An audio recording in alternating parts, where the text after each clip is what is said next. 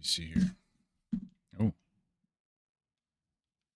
The Bears are 6-3.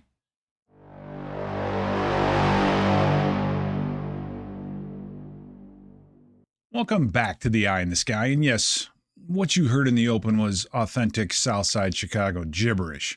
Having grown up in the area, I didn't really think much of it until 1994 when I was drafted by the Minnesota Vikings. Yes, that's the Minnesota Vikings. I learned how to pronounce things up north, things like Wyzetta, Mendota, but I digress. These Chicago Bears are 6-3 after going 0-2 at the beginning of the season. And it's the first time they've been 6-3 since they won the division back in 2018. So what's going on in Chicago? And that's how you say, it's not Chicago, it's Chicago. What's going on there? Well, Ben Johnson has, I think, transformed the attitude of this offense. Defensively, I think they're doing the best they can with what they have, and they've been an absolute turnover machine. Well, let's dig into the film, talk about both teams, and see what the Minnesota Vikings have to do to win on Sunday. Now, there are two things that the Bears are really doing better than they have probably in a long time. Number one is running the football. They're averaging over 147 yards per game. And the second thing they're doing is they're aggressive on offense. And I mean really aggressive. This play right here, the Giants went for it on fourth down, didn't make it. So the ball gets flipped. It's 1st and 10 for the Bears on the Giants' 47-yard line. And what do they decide to do? Well, Ben Johnson's like, you know what? We're going deep. And when they want to go deep, they go to this guy right here, DJ Moore. He's the deep threat. But you also can't forget about this guy up on top, who's Rome Odunze, and it's going to matter here in a second. So as this play sets up and they get to the line of scrimmage, because of all the running on base downs, the Bears are a play-action football team. Okay, they're not a drop-back team. They have trouble protecting Caleb Williams when they drop back. So everything else is off of play action. And in this case, you're going to see it's going to be a 3-deep coverage, but this safety is going to invert himself in here. And that means this other safety is in charge of the deep middle. Now, he's already cheated to where? Rome Odunze's side. Okay, they know this, so they want to get the ball deep to DJ Moore. Okay, there's your play action. Here are the both receivers getting up the field. Now, look at how this is developing. This free safety is not in the middle of the field. He's cheated heavily toward Rome Odunze's side over here. So you're getting basically a double team. But what does that mean? Well, that means that DJ Moore down here on the bottom is going to be single covered, and he knows it. And look what he's doing right here. Okay, to get space between himself and the safety, he's widening this route right here. Okay, why is he working out to the sideline?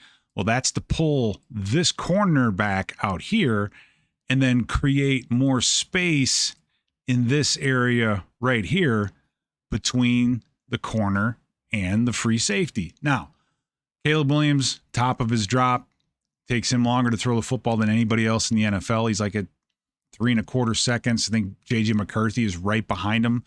Number 3 is Jalen Hurts at like 3 seconds flat, 3:04, something like that. So we're going to see the football being held on to quite a bit on Sunday. But in this case, look at this move.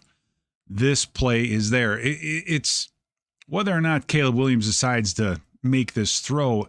What matters is that the Bears, after a turnover in midfield, are taking the ball deep. It's a killer mentality. It's something Ben Johnson wants out of his team.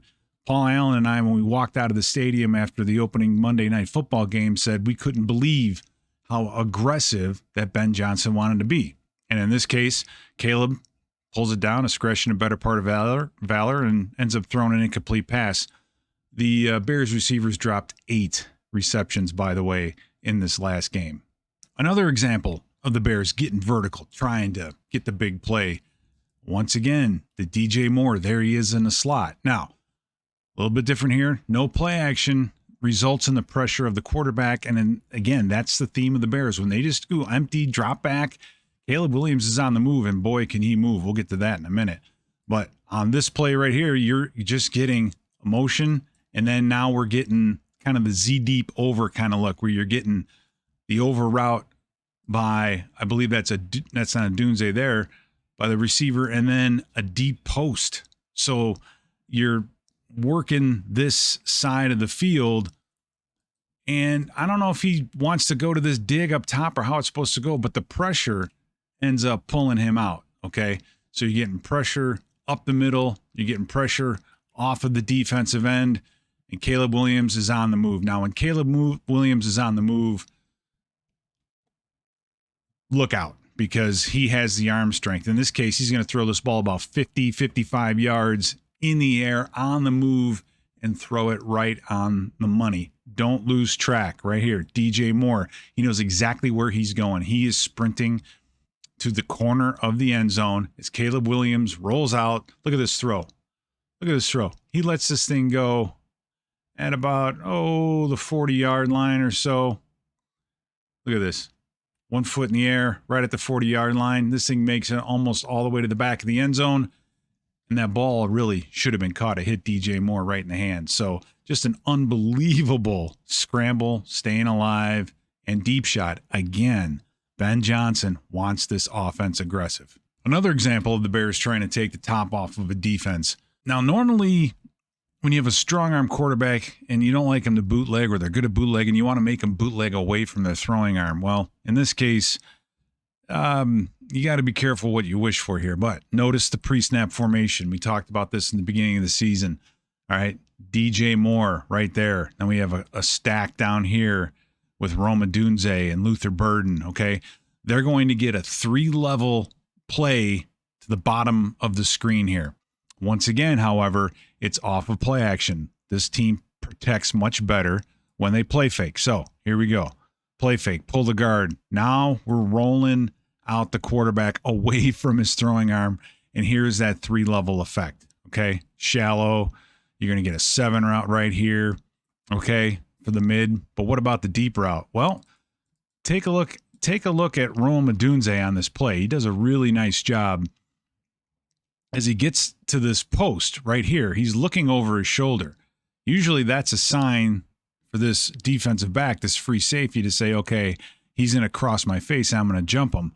But watch him. He gets up to the top, now he plants that foot. He is going to work himself back this way, okay? He knows that this corner is going to have to sit on this deeper over route, and here we go. Now we've got a guy beat. Watch this throw by Caleb Williams.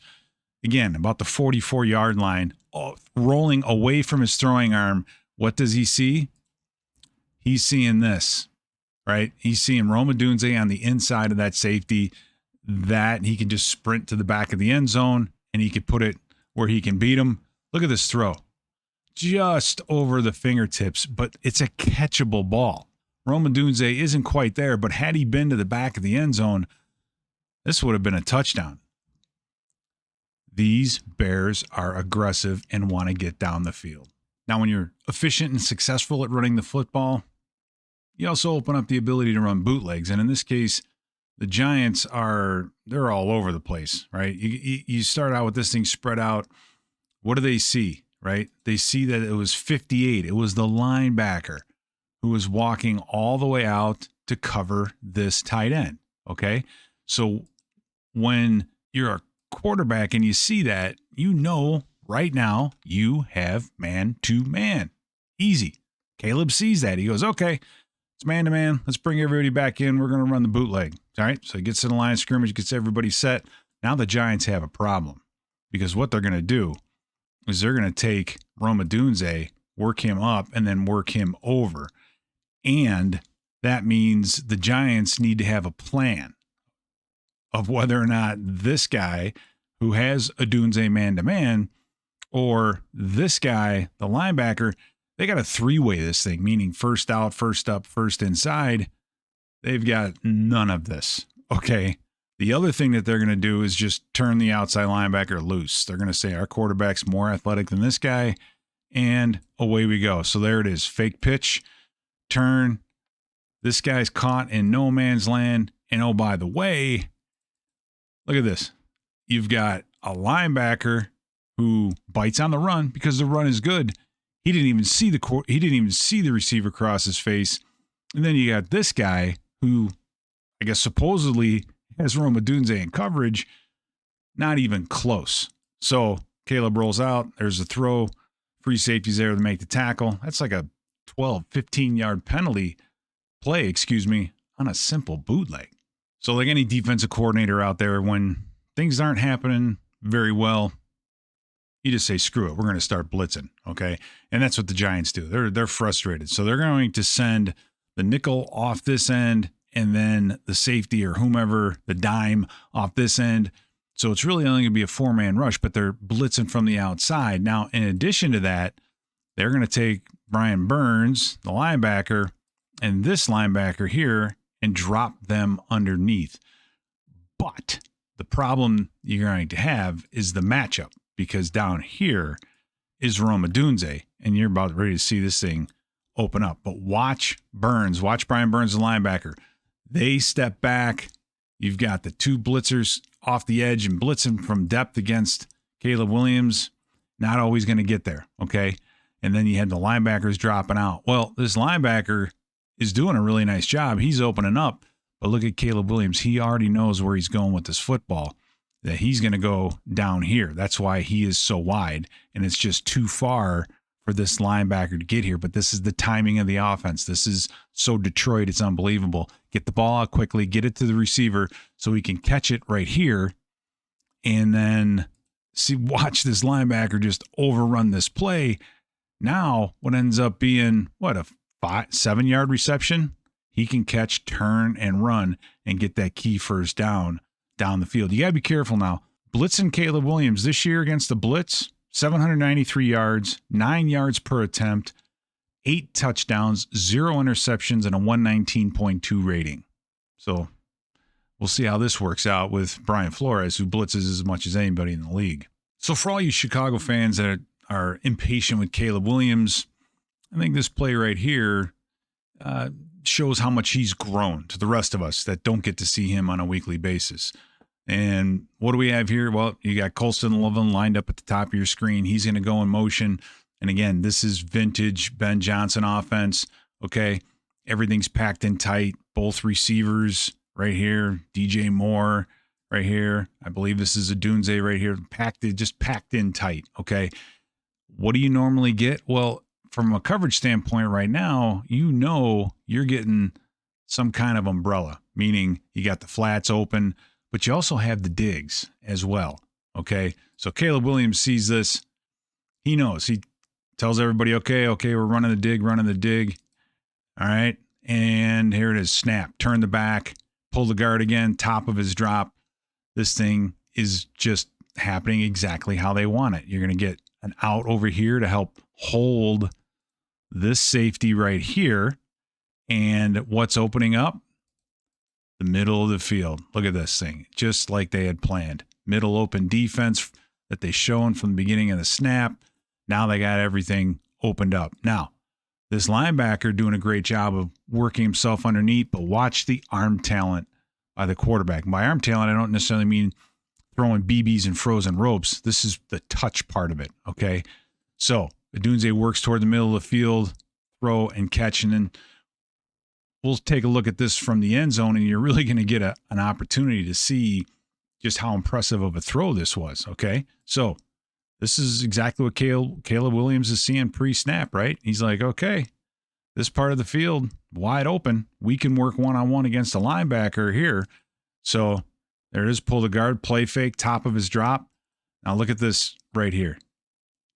Is Odunze open? I mean, you have this really is a nice job by this linebacker to get himself in his throwing lane, and then as the play extends to work himself this way because he knows the receiver is trying to cut in behind him here. But watch this throw. Just over the fingertips of the linebacker. Hits Odunze right in stride. Catch, first down. This connection with Odunze and Caleb Williams is developing into something that's going to be very tough to stop. We've talked about DJ Moore. We talked about Rome Odunze.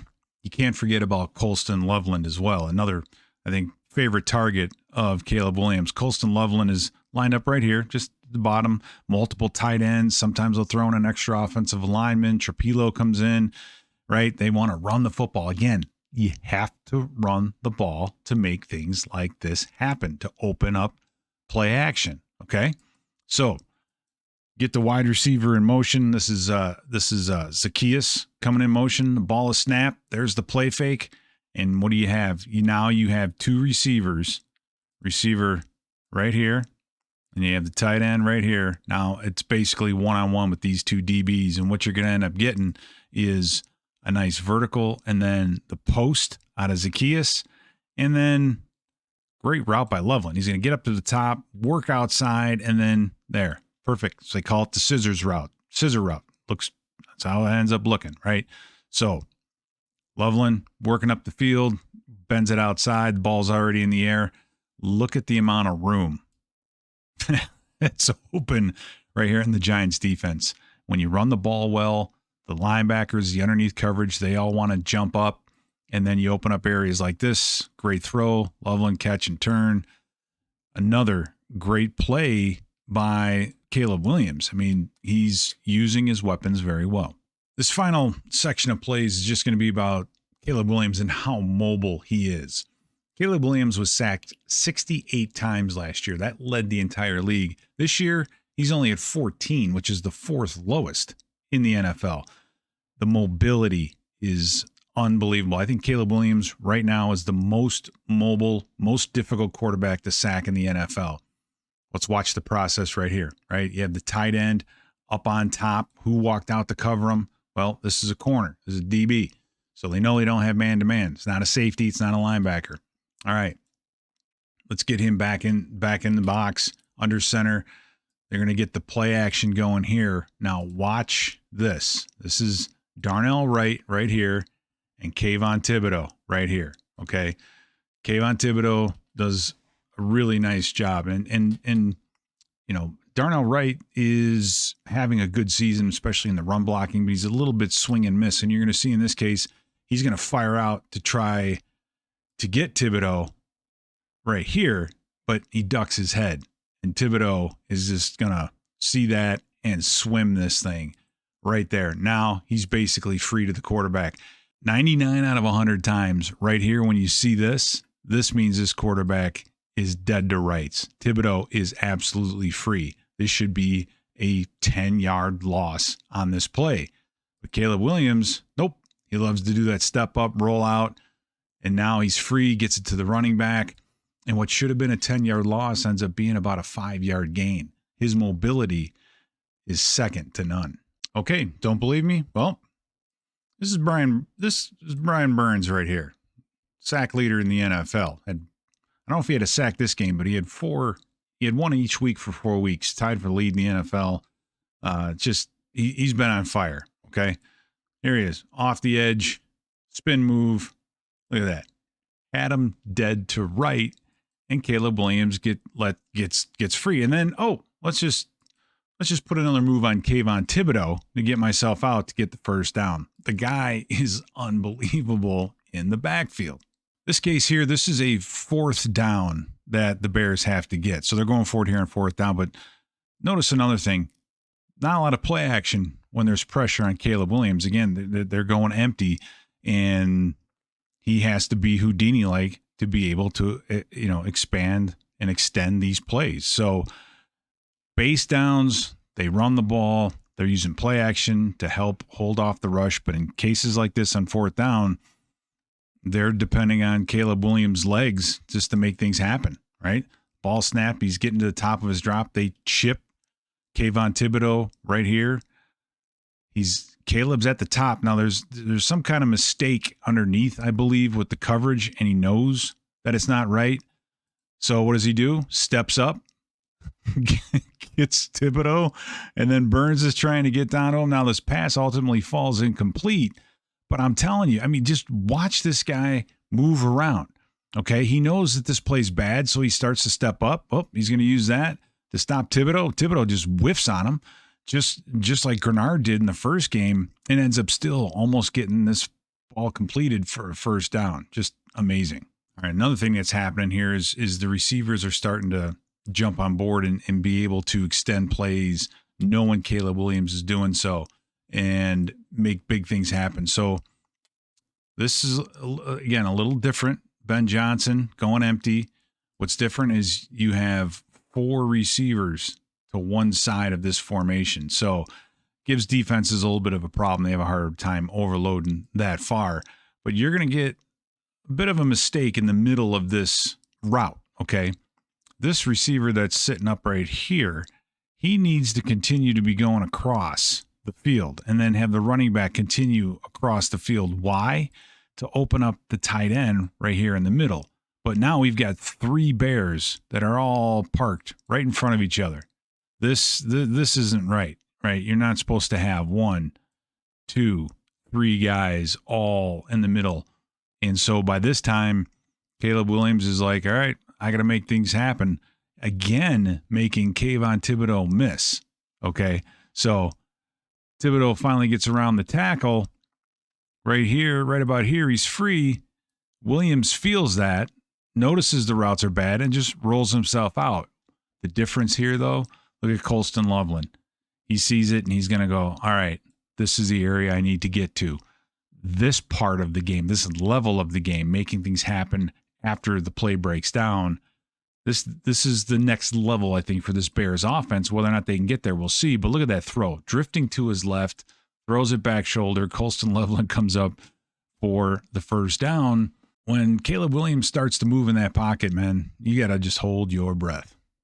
And finally, play I think that most everybody's seen. Let's break this one down. Again, tight end starts out wide. Why do they do this? To see who walks out and covers them. They got man or zone.